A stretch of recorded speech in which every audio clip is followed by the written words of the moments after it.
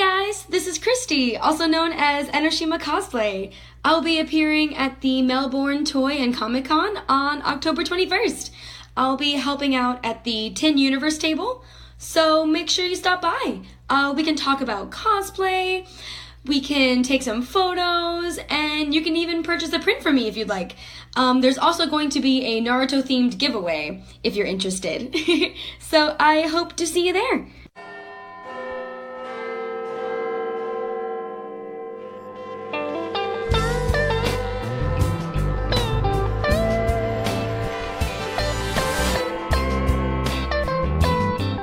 I've been waiting in the airport bar for hours.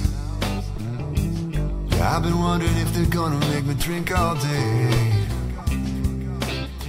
Last call calling on a non-stop back to the heartland.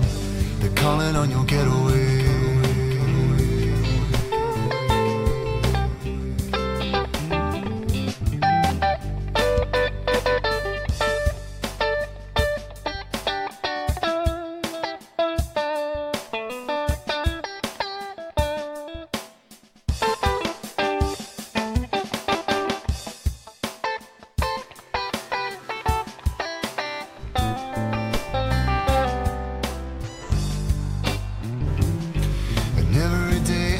Trying to slide by on Kodachrome kisses and headlines.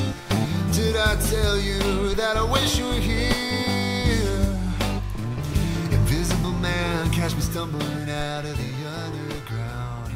I just want to disappear. Welcome to a new episode of Brain Leakage, episode number 12 to be precise, as we talk about all Doctor Who episodes from Unearthly Child to the present. And we're currently taking a break from our early dip into the first Doctor to talk about the new series of Doctor Who starring Jodie Whittaker as the 13th Doctor. And this episode is Ghost Monument. Check out our last episode. We discussed the first episode of Jodie Whittaker's take on the Doctor Who so far. Ghost Monument, brief, quick overview, is a pretty nice second episode for Doctor Who, I think. They did similar to when they did with Christopher Oaks, and where the first and the second are kind of strictly straight together in a way, and should be viewed that way, I think. Set on a planet of basically a desert planet. I think it had a good atmosphere to it. I think they kept it simple. I think they're easing people into this new Doctor, which is a good process, I think, to do sometimes. I think you can either like ease people into a new Doctor or throw them right into stuff, and either way it can work. It depends on how much on the writing, acting, and story and everything. Again, I like the supporting characters of Graham, Ryan, and Yashin. I thought they did a good job, all the actors in this episode. Again, once you have a TARDIS crew that big, certain characters will sometimes fall off on the wayside. I don't think any of them really did majorly in this, but I hope none of them do. I think it's too early to see if any of them are, but they all look like strong characters and it'll be pretty good. In this episode, the Doctor accidentally transported her new friends in the middle of space, which was a good image to end the last episode, in a distant solar system. And then they ended up crash landing after both separately, little groups of them being separately rescued out of space by kind of like scavengers in a planetary alien rally contestants. And they crash on a hostile planet called Destillation. And then they begin looking for the Ghost Monument, which they later find out is the TARDIS. You find a little bit of despair at the Doctor at the end, and then the companions kind of help her rediscover something that she was losing a bit, probably post-regeneration issues. I thought the plot was good. I thought they brought back the alien, who I kind of in the first episode said was kind of generic. Whether the alien's going to turn out to be more in that, I don't know. The design, what I liked about it in the first episode is it was kind of generic, so I don't know if that episode, just the same as Deirdre Doom, was a pretty good basic build episode. Character, when they brought him back and tried to do more with him, I don't think it really worked a whole lot.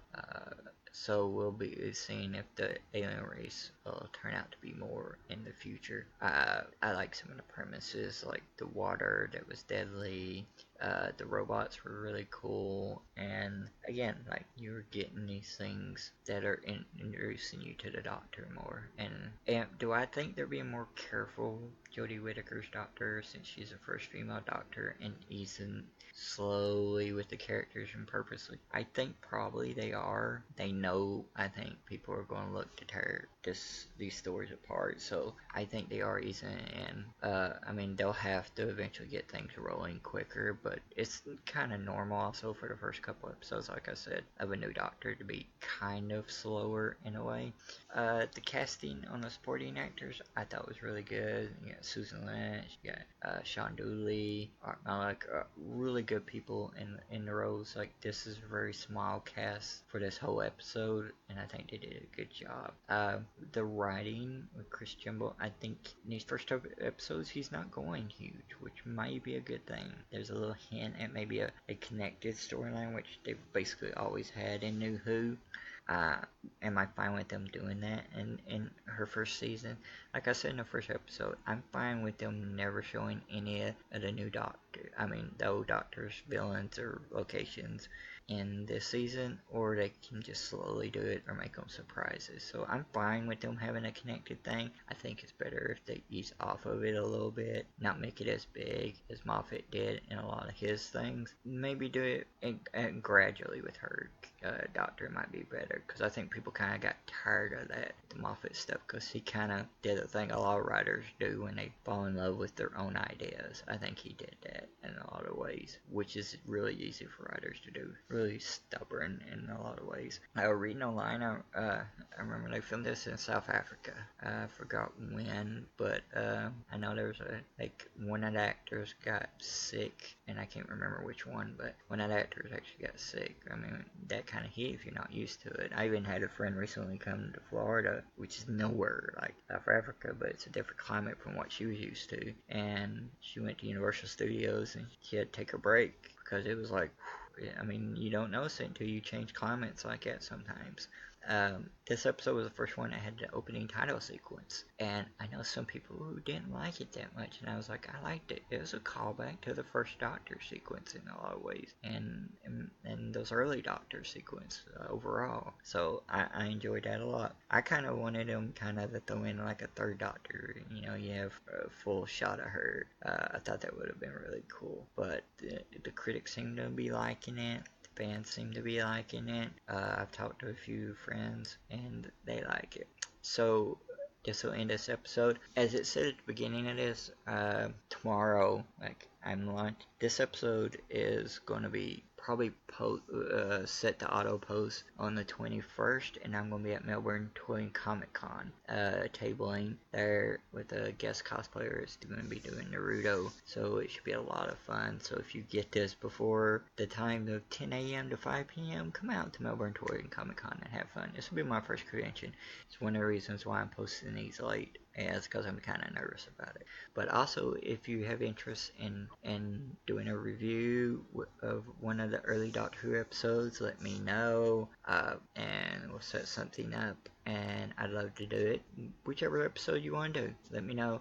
We could either do it together as a co-host type thing, or you could do it on your own and just send it in to me, and I'd love to post it and stuff. So that's it for this episode of Brain Leakage. See everybody at Melbourne Toy and Comic Con. Everybody have fun watching Doctor Who. Another episode down this week, and another episode of Brain Leakage coming probably Monday or Tuesday. So I'll try to get that in as quickly as I can. See everybody. Bye.